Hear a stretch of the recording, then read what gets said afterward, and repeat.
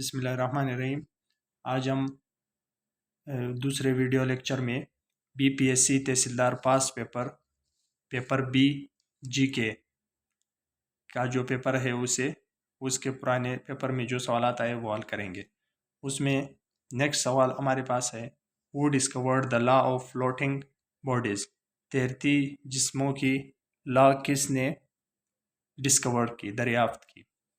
Answer, Archimedes, the ancient Greek scientist, first stated the principle of flotation. Archimedes पहले जो कदीम Greek scientist थे उन्होंने सबसे पहले इस उसूल को दरियाफ्त किया। क्वेश्चन नंबर 2 है, what is the significance of the Corsica island in history. Corsica island की हिस्ट्री में क्या सिग्निफिकेंस है? Answer, most famous has Napoleon Bonaparte's birth place. Napoleon Bonaparte's की बर्थ प्लेस है। नंबर 1 इसकी खासियत है। Number 2, it's strategic position has meet invasions and resistance.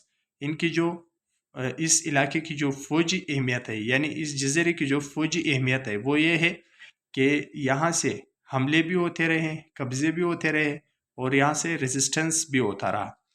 Number next है, who is Hercule Poirot. Hercule Poirot कौन था?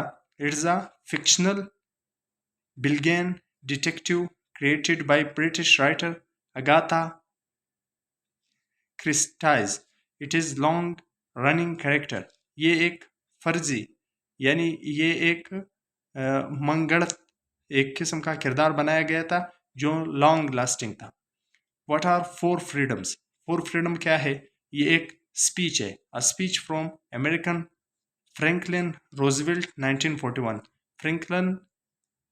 Franklin Roosevelt ने 1941 में ये स्पीच की थी और इसमें उन्होंने 4 फंडामेंटल जो राइट्स थे किसी भी ह्यूमन के लिए वो तजवीज़ किए थे, जो 4 फ्रीडम स्पीच के नाम से मशहूर हुआ। इसमें नंबर 1 था freedom for speech, freedom for worship, freedom from want, freedom from fear. Next है हमारे साथ, what is Durand cup. Durand cup क्या है? An annual domestic football competition in India first held in Shimla 1888। Durand cup सबसे एक domestic football competition है जो कि इंडिया में होता है और सबसे पहले शिमला में 1888 में मुनक्किद हुआ। नेक्स्ट क्वेश्चन है, why does her tennis ball bounce higher on hills than plains. कहते हैं कि टेनिस बॉल जो है वो किसी भी ऊंचाई पर ज़्यादा बाउंस करती है प्लेन्स के हमवार सतह के मुकाबले में ऊपर के जो चट्टानी इलाके है वहाँ पर ज़्यादा बाउंस करती है। इसका आंसर क्या है? The acceleration due to gravity on hills is comparatively less than the gravity on plains. क्योंकि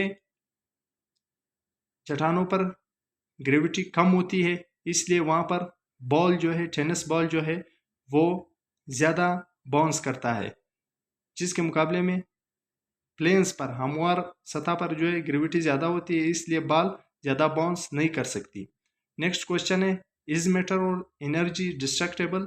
कहते हैं कि मैटर या एनर्जी ख़त्म हो सकती है। Answer, according to the law of conservation of energy. Law of conservation of energy के मुताबिक it is indestructible. Law of conservation of energy के मुताबिक एनर्जी या मैटर ये इनडिस्ट्रक्टेबल है, बल्कि ये एक फॉर्म से दूसरे फॉर्म में चेंज होती है। It only transform, hence both are indestructible. इसीलिए मैटर और एनर्जी जो है वो इनडिस्ट्रक्टेबल है। नेक्स्ट है, how does physical and chemical changes differ. Physical and और केमिकल चेंजेस एक दूसरे से कैसे मुख्तलिफ है? Number 1, physical change. In physical change the appearance of matter changes. Physical change में किसी भी मादे की सिर्फ फिजिकल अपीयरेंस चेंज होती है, बल्कि इन chemical change the kind of matter changes. वो मैटर जिन चीज़ों से बना होगा, केमिकल चेंज में वो चीज़ें चेंज होंगी। And at least one new substance with new properties is formed. और नतीजतन एक नया चीज़ बनेगा नई प्रॉपर्टीज के साथ। नेक्स्ट क्वेश्चन है, हाउ डू इंसेक्ट्स ब्रीथ, कीड़े मकोड़े किस तरह सांस लेती है। Answer, instead of nostrils insects breathe through openings in the thorax and abdomen and called spiracles. nostrils के बगैर इंसेक्ट्स जो है वो ब्रीथ करते हैं ओपनिंग्स इन द थ्रोक्स, उनकी छाती पर ओपनिंग्स होती है, सुराख होती है जहाँ से वो सांस लेती है। इसके साथ साथ एब्डोमेन, उनके पेट पर भी सुराख होते हैं जिनसे वो सांस लेती है। इन दोनों को स्पाइरेकल्स कहा जाता है। नेक्स्ट क्वेश्चन है what is dry ice. Dry ice क्या होता है। Dry ice is the solid form of carbon dioxide. Dry ice carbon dioxide का सॉलिड फॉर्म है। मुझे उम्मीद है कि आपको ये वीडियो लेक्चर पसंद आया होगा। अगर आपको पसंद आए तो चैनल को सब्सक्राइब करें, लाइक करें और दूसरों के साथ शेयर करें। लाजमी अपने दोस्तों को इनवाइट करें ताकि वो भी इन फ्री लेक्चर से फ़ायदा हासिल करें।